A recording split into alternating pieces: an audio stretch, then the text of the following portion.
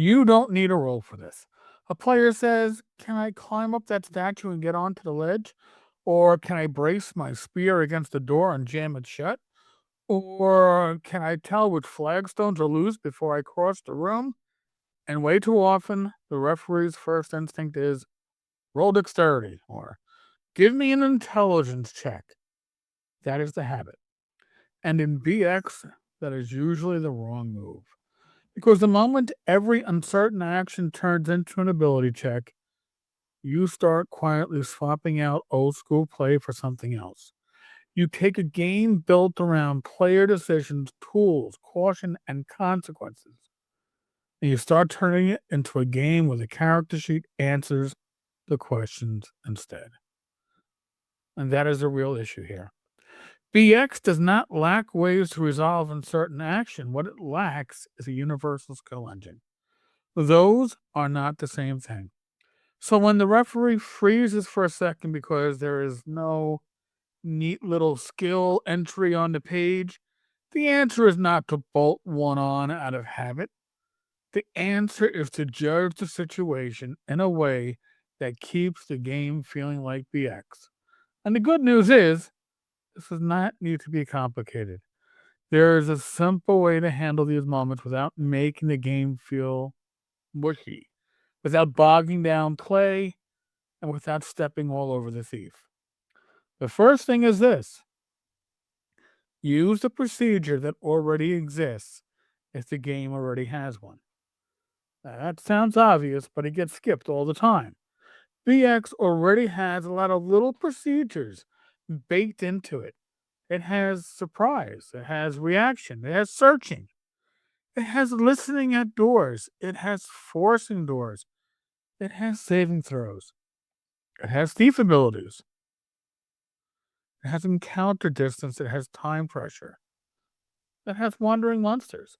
So if the rules already cover the action, even loosely, use that before you invent something new.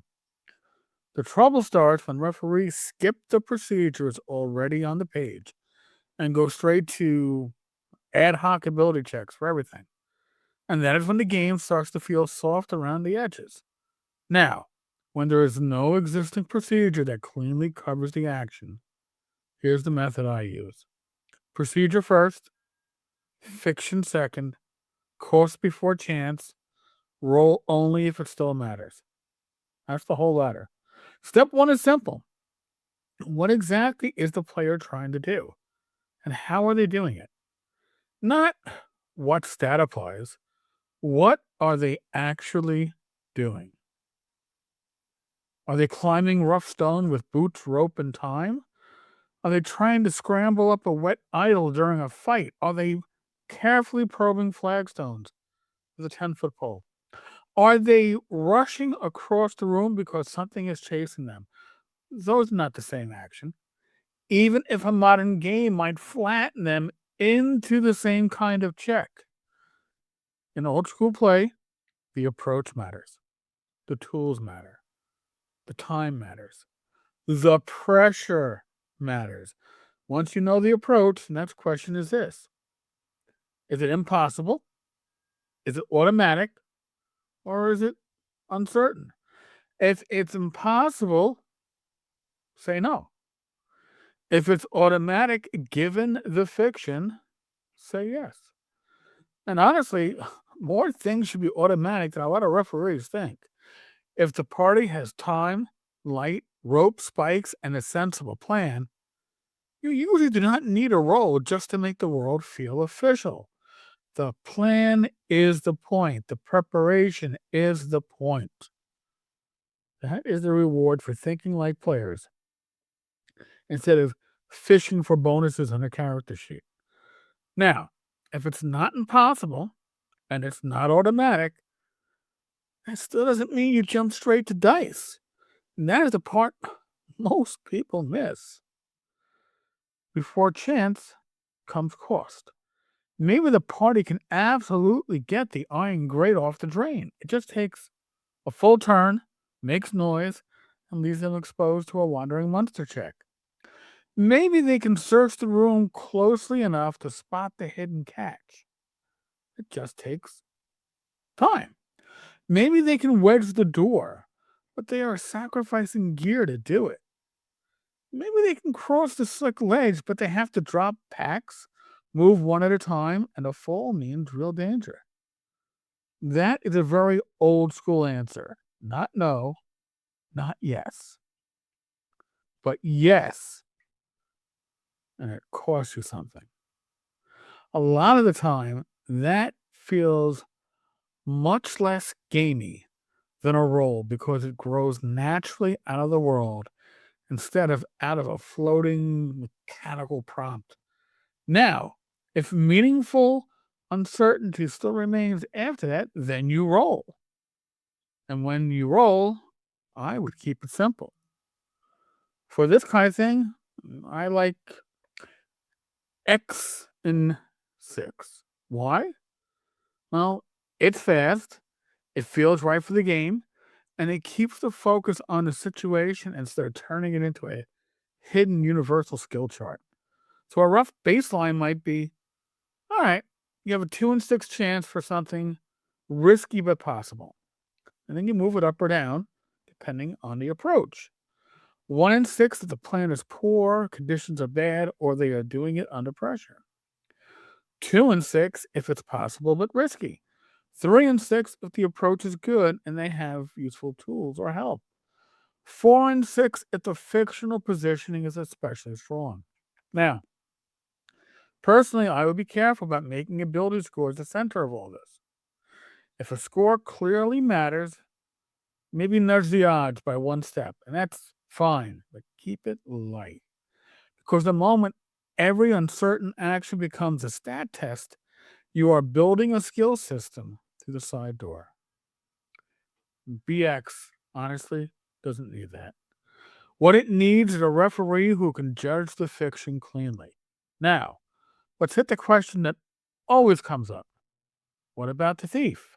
And I'll probably do a follow-up video on the thief. But yes, that question should come up. Because one of the worst ways to handle this is to turn thief abilities into something everybody can do with a generic dex check. If the action is squarely inside thief territory, use the thief ability. Open locks, remove traps, move silently, hide in shadows, climb sheer surfaces, hear noise in that class-specific way. That's part of what makes a thief a thief. Now, can non-thieves still do related things at times? Sure, depending on the fiction. Anybody can notice an obvious tripwire if they are moving carefully and describing what they do. Anybody might climb a rough wall with rope and plenty of time. Anyone can try to barricade a door. Anyone can search a room. But that's not the same thing as saying everybody gets to pick locks. Everybody gets to disarm, find mechanisms, and spider climb surfaces because they rolled well once. That flattens class identity and it makes thief skills feel pointless. So the line I would use is this. If it is a broad human action supported by tools, caution, time, or leverage, educate it in the fiction. If it is a specialized thief function, use the thief rules. And that keeps the niche intact. So let me give you a few quick examples. Say the fighter wants to climb a weathered stone idol to get onto a shelf above. If the stone is rough, the idol has cracks and handholds, the party has rope. I'm not asked for a roll at all. I might just say yes, but it takes a turn. And if they rush it, and we talk about risk. And that changes the situation. Same idol, but the room is damp, the stone is slick, and skeletons are coming up the hallway. See, now the action is under pressure. Now a roll makes sense. Maybe it's a 2 in 6 chance. Maybe 1 in 6 if the approach is sloppy. But if the thief is trying to climb a much harder surface in a way that clearly fits the class ability, well, that is thief territory. Different case. The magic is it says, I want to find out which stones in this corridor are loose before we walk it. That might not be a roll at all. If they're tapping ahead, moving slowly, using poles, spending time, all those costs, I might just give them useful information because that is exactly the kind of thing I want players doing in PX.